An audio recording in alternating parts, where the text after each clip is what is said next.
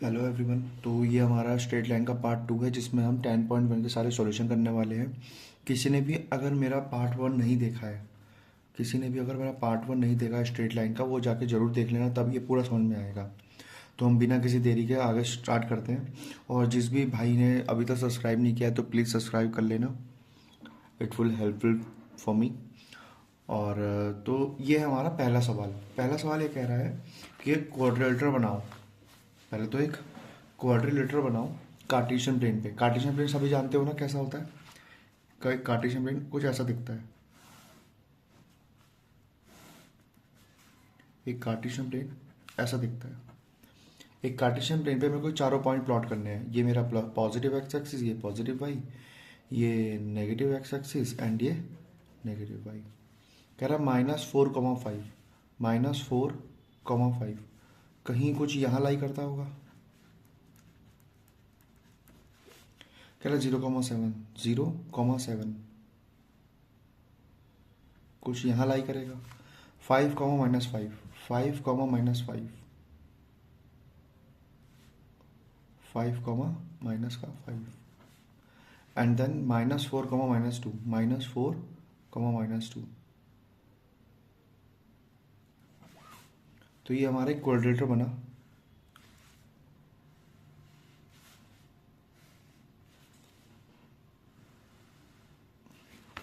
ये हमारा एक क्वाड्रेटर बना।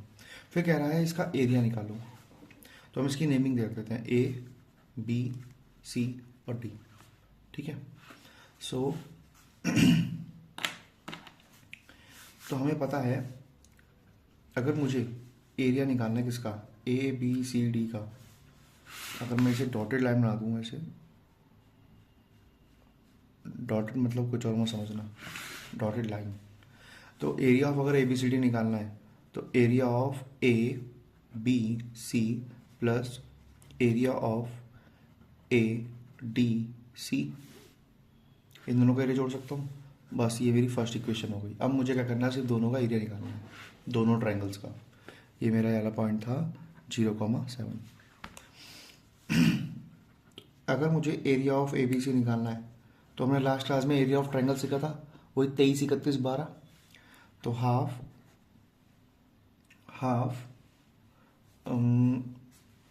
x1, x2, x3, 23, 31 और 12। 23, 31, 12। वो सेकंड मैंने बताया था, नहीं बताया था, ये देख लूँ। हाँ मैंने बताया था आपको। ये था 23, 31, 12। ये सब यहाँ पे सब में प्लस था और यहाँ पे मॉडुलस था। मॉडुलस आप यहाँ भी लगा सकते हो, कहीं भी लगा सकते हो, यहाँ भी लगा सकते हो। इस मॉडुलस का मतलब ये है बस जो भी अगर अंदर सॉल्व करके नेगेटिव आएगा तो उसे पॉजिटिव लिख देंगे। ठीक है। ए बी सी, ये बी है हमारा -4, -2। तो x1 की वैल्यू क्या है 5, x2 की वैल्यू क्या है -4, x3 की वैल्यू क्या है -4। ओके। अब मुझे y2 माइनस y1 लिखना है। y2 y2 minus y3, y2 minus y3, -4 है। क्या लिखना है y3 minus y1, y3 minus y1। फिर y1 minus y2, y1 minus y2, half as it is, that is 4 minus 7। ये प्लस माइनस, माइनस का 4 plus minus minus plus, तो ये हो जाएगा 10, प्लस माइनस माइनस का 4, माइनस माइनस प्लस, -5 में से प्लस का 2 गया तो माइनस का 3 एंड देन मॉडुलस हाफ। ये जगह माइनस का 35, ये माइनस का 40 एंड ये माइनस का 12, सॉरी प्लस का 12। हाफ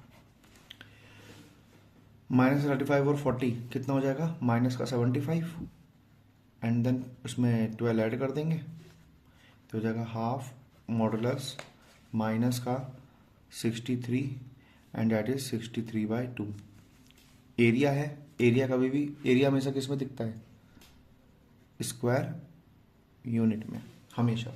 तो ये मेरा निकला ABC का स्क्वायर। ओके, अब मुझे किसको निकालना पड़ेगा? मुझे निकालना पड़ेगा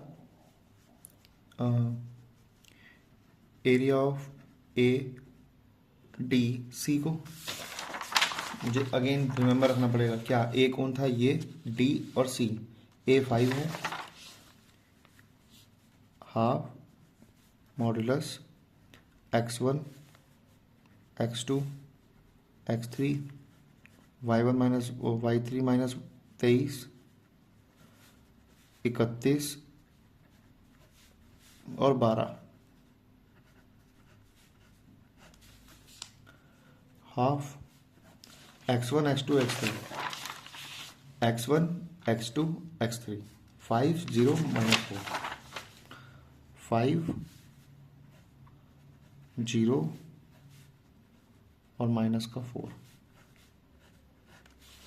अब इसके बाद 23 y2 minus y3 y2 minus y3 7 minus 5 7 minus 5, फिर y3 5 minus minus 5 minus minus का 5, और फिर y1 माइनस y2 7। इसको सॉल्व करना है तो ये आएगा हमारा हाफ 7 में से 5 गया 2, ये 0 आएगा, 0 इंटू समथिंग 0 ही रहता है। ये हमारा हो जाएगा माइनस का 4 और डैट इज माइनस का 12। ये हाफ 5 2 ज़ा 10 प्लस 4 2 12 4 ज़ा 48, that is 58, half of 58, and then 58 का half 29 square unit. Okay, so area of ABCD क्या हो जाएगा? Area of ABC plus area of ADC। ABC आया था 63/2 एंड ADC आया 29, 63 प्लस 29 2 ज़ा 58/2। तो मेरा हमारा आया 8 और 3 11 का 121/2 स्क्वायर यूनिट। ओके, ये हमारा पहला क्वेश्चन सॉल्व हुआ। इसके बाद हमारा नेक्स्ट सवाल है, नेक्स्ट क्वेश्चन इज, तो हमारा सेकंड सवाल है, the base of an equilateral triangle with side 2a lies along the y-axis such that the midpoint of the base is at origin. Find the vertices of triangle. अगर मुझे किसी भी सवाल को कर रहा है इस चैप्टर में तो मुझे उसका ग्राफ बनाना पड़ेगा। Graph in the sense figure में प्लॉट करना पड़ेगा। तो कह रहा है इक्विलर ट्राइंगल है, मतलब तीनों साइड बराबर होंगी।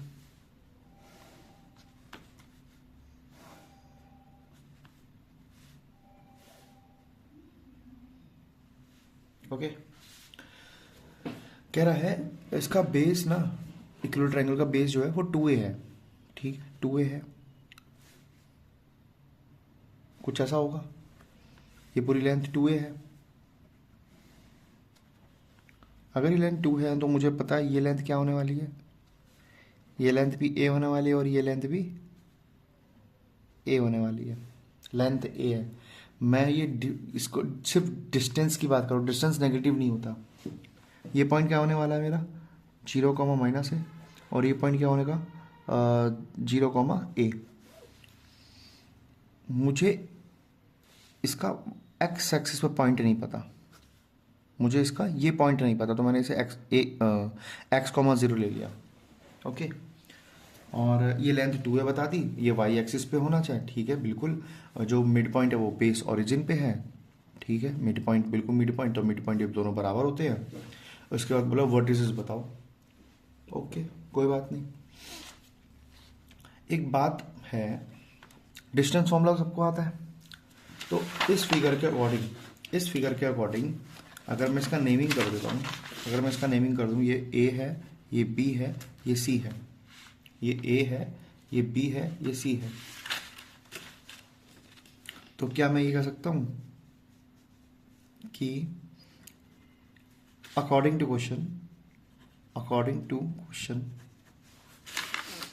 ए B is equal to B C is equal to C A, और मुझे ए सी बी सी की लेंथ पहले से ही पता है, अगर आपने फिगर उतार ली होगी तो बी सी की लेंथ तो मुझे पता ही 2 है, तो ए बी की लेंथ क्या होगी बाय डिस्टेंस फॉर्मूला। इसे फर्स्ट इक्वेशन में लेते हैं, by distance formula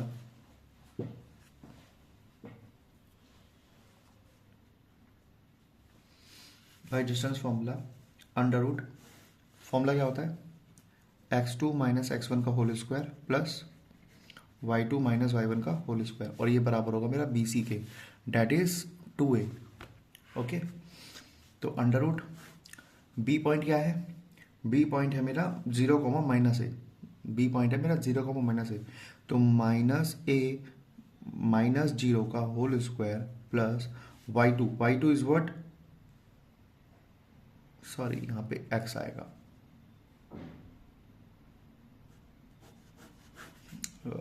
okay, x minus 0 का whole square plus y2 is what, x2 minus x1 का whole square y2 minus y1 का होल स्क्वायर, और ये बराबर है ट्वाइस ऑफ लेंथ a, ये एक्स स्क्वायर एंड देन ये एक्स ए square और ये 2a, तो x की वैल्यू क्या आ जाएगी x square plus a square, हमें पता है स्क्वायर हटता है तो रूट लगता है, तो यहाँ पे मैं कर दूंगा स्क्वायरिंग ऑन बोथ साइड, यहाँ पे लिखेंगे इज इक्वल टू 2a का होल स्क्वायर, ये लिखेंगे by squaring on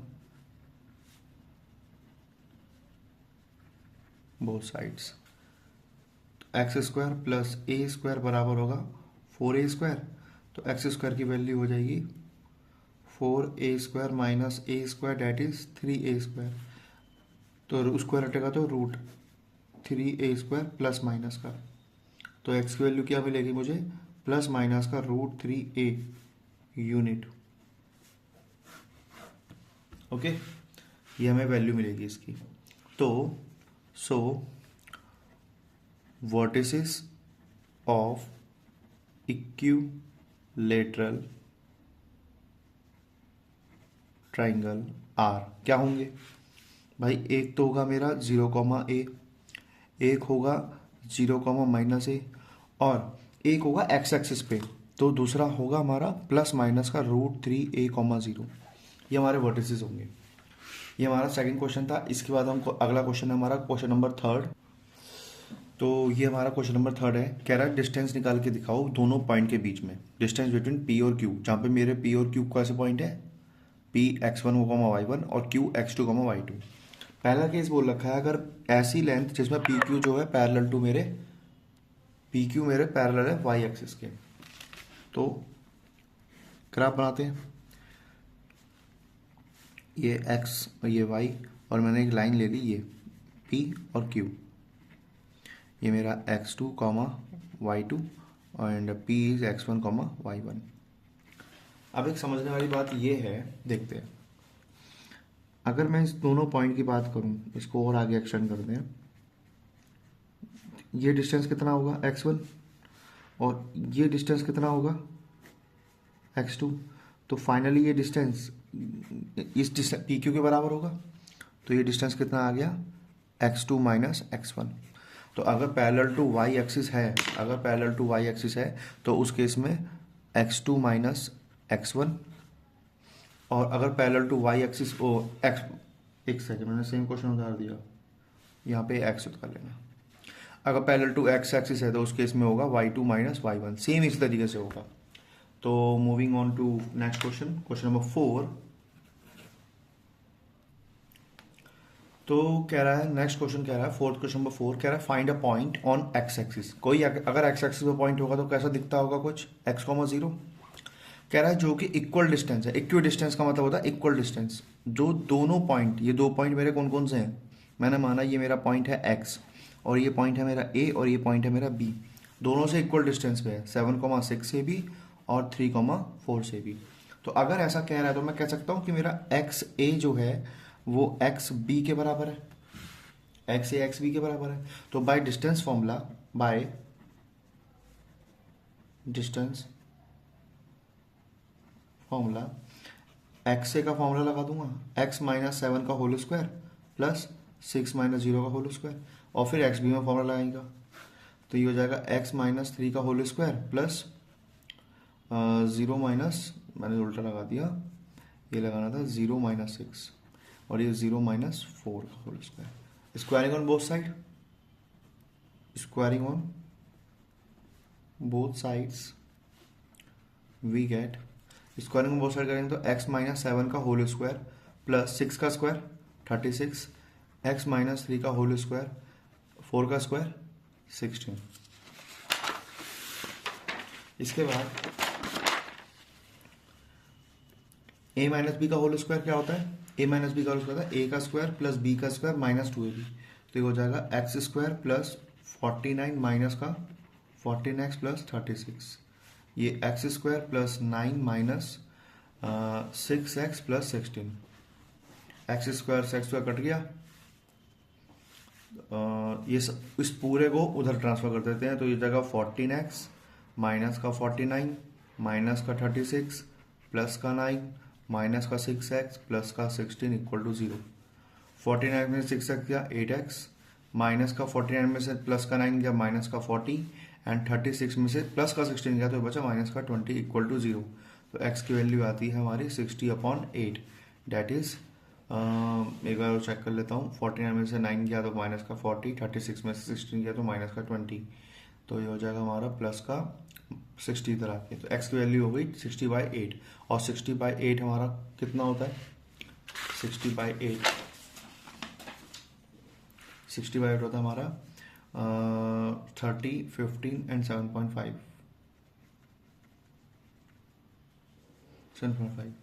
So point on the x axis is 7.5, 0। तो हम नेक्स्ट क्वेश्चन पे चलते हैं, क्वेश्चन नंबर 5। तो क्वेश्चन नंबर 5 कह रहा है find the slope of a line, एक लाइन का स्लोप निकालो, कौन सी लाइन, जो कि ओरिजिन से पास हो रही है। ओके, तो हमने एक ग्राफ बनाया, ये हमारा ओरिजिन है, कह रहा है एक लाइन है जो ओरिजिन से पास हो रही है, और and the mid point of the line segment joining the point P and Q.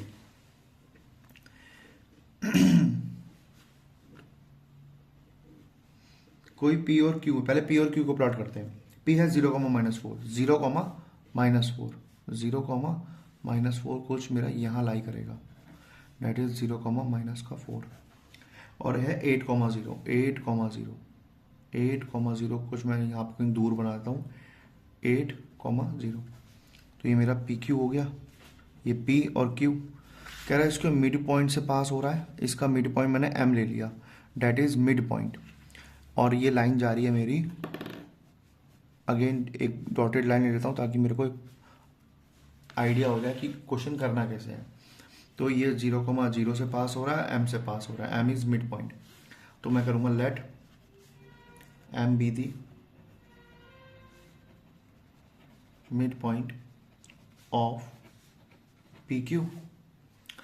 So M की वैल्यू क्या होगी, एम इज x, y, तो क्या होता है x1 plus x2/2, y1 plus y2/2, ये मेरा मिड पॉइंट आया। x1 plus x2 8 plus 0/2, y1 plus y2/2, तो 8/2 4, -4/2 माइनस का 2। ठीक है, तो हमने सीखा था अगर एक लाइन 2 पॉइंट से पास हो रही हो तो उसका स्लोप कैसे निकालेंगे। तो slope of line passing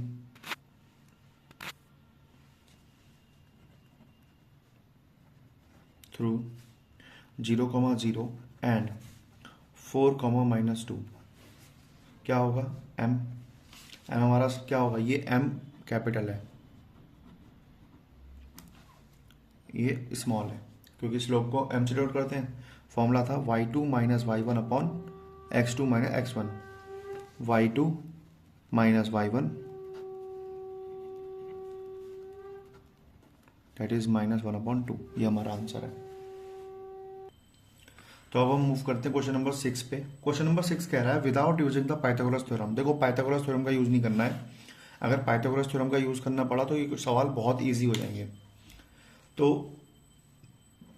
without using the Pythagoras theorem show that the point 4,4, 3,5 and -1,-1 are the vertices of right angle triangle. मतलब मैंने एक राइट एंगल ट्राइंगल बनाया और इसको नाम दे दिया P, Q और R। ठीक है, अभी नेमिंग करने से कोई फ़ायदा नहीं है, बस मुझे डिस्टेंस निकालना पड़ेगा। तो मैंने P ले लिया 4,4, 3,5 एंड देन -1,-1। इस तरीके से मैं नेमिंग करती और मुझे इसे प्रूफ करना है। We have to prove PQR is a right angled triangle। ठीक है, तो अब मुझे इसको PQR को राइट एंगल ट्रायंगल बनाना, लेकिन पाइथागोरस थ्योरम यूज नहीं करना। पाइथागोरस थ्योरम कहने का मतलब है डिस्टेंस फॉर्मूला यूज नहीं करना। तो क्या यूज करूंगा? अरे ये दोनों लाइन कैसी हैं, दिख रही है ना 90 degree. So if PQR is right angle triangle, तो मैं कह सकता हूं slope of PQ into slope of QR should be equal to -1। Last class में हमने सीखा था, लास्ट लेक्चर में हमने देखा था PQ का स्लोप क्या आएगा। इसे मैं फर्स्ट इक्वेशन में पुट कर sorry, slope of PQ and slope of QR -1 है। ये प्रूफ करना है मुझे। वी हैव टू प्रूव, ठीक है। यहां पे we want to prove this and PQR को अगर मेरे को राइट एंगल ट्रायंगल बनाना है तो मुझे ये प्रूव करना पड़ेगा कि दोनों का स्लोप का प्रोडक्ट -1 है। ये मेरी फर्स्ट इक्वेशन है। वी हैव टू फाइंड, तो स्लोप ऑफ PQ क्या होगा? y2 माइनस y1, P और Q, y2 minus y1 upon x2 minus x1 into y2 minus y1 upon x2 minus x1। That is हमारा ये कितना आया? 4 में से माइनस प्लस, तो ये कितना आ जाएगा? 5। ये कितना आएगा? ये हमारा 5 एग्जैक्टली, हाँ 5 इंटू इसका आंसर आएगा हमारा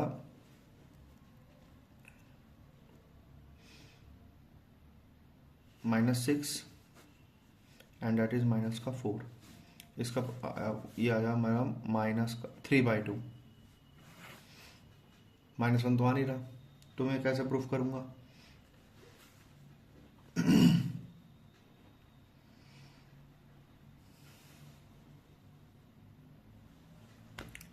हाँ, तो हम ये भी, अगर हमारा ये चीज़ प्रूफ नहीं हो रही तो हम क्या कर सकते हैं?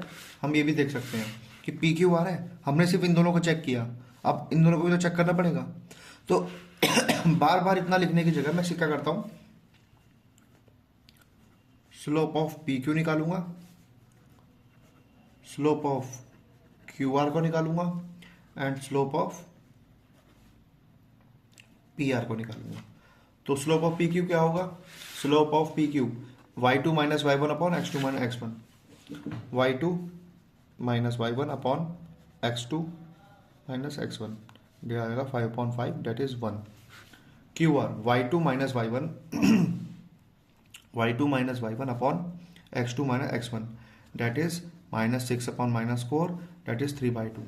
अब पी आर को निकाल लेते हैं, y2 minus y1 upon x2 minus x1 that is -1 upon -1 that is 1। एम आई राइट? नो। 4 में से 5 जाएगा, 4 में से 5 जाएगा दैट इज -1 और 4 में से 3 जाएगा तो 1, ये -1 आ गया। तो as we get slope of PQ का स्लोप और स्लोप ऑफ PR क्या मिल रहा है? -1। thus triangle PQR is right angle triangle, hence proved। और बाकी के लेक्चर्स मतलब बाकी के जो क्वेश्चन है वो आप खुद ट्राई करना, मैंने आपको बता रखे हैं। और बाकी का होमवर्क है मैं इसके अदर नेक्स्ट पार्ट में इसका कवर कर दूंगा। तो ये वीडियो यहीं तक के लिए।